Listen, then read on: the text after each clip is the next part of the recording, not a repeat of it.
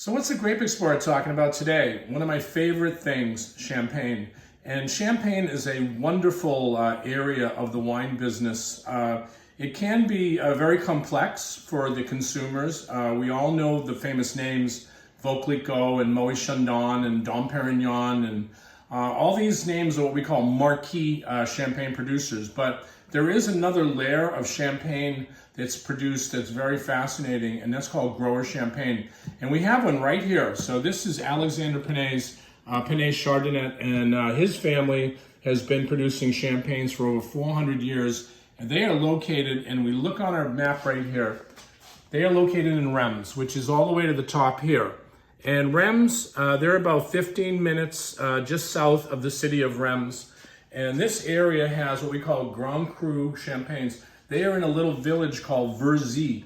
And Verzy is quite fascinating because, again, Grand Cru vineyards there, but what's interesting about that area is Pinot Noir.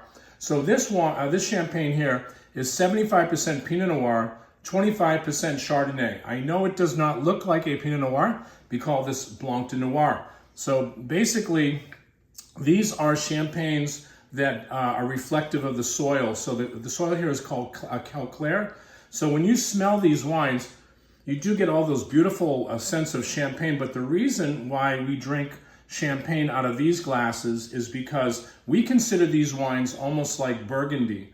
And I've had some good friends talk about grower champagne, and they said they would actually rather drink grower champagne than very, very expensive Burgundies, especially Puligny-Montrachets and Chassagne-Montrachet that can be quite expensive. If you look for grower champagne, you're going to get a lot of the same nuances that you get in Burgundy. And as you can see, we have what's called a champagne flute. This is traditional for drinking champagne, but when you drink a really top-level grower champagne, we like to drink those out of these kind of stem glassware because we can get a lot of the aromatics. And of course, you get a lot of the champagne aromatics like brioche and toast and a lot of things from the barrel aging of this champagne. But also, you get some very deep flavors of terroir. This wine actually, this champagne has terroir on there because this producer, near and dear to my heart, is expressing champagne with terroir. Terroir means minerality, means salinity, because some champagnes just are overtly fruity in style, and they do not have that complexity that I like. So when I drink a grower champagne, I want minerality, I want flavor expression, almost like you're drinking a really, really nice wine. That's why we're drinking them out of this glassware. But these are beautifully balanced champagnes. They're quite elegant.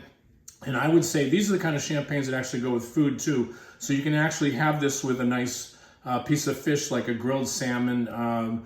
Believe it or not, champagne is not just for celebrations, although yes, we'd love to have champagne on a beautiful celebratory day, but you can actually drink these champagnes with food, and they're wonderful, expressive styles of wines. Again, this is a Grape Explorer, talking about grapes and talking about wine.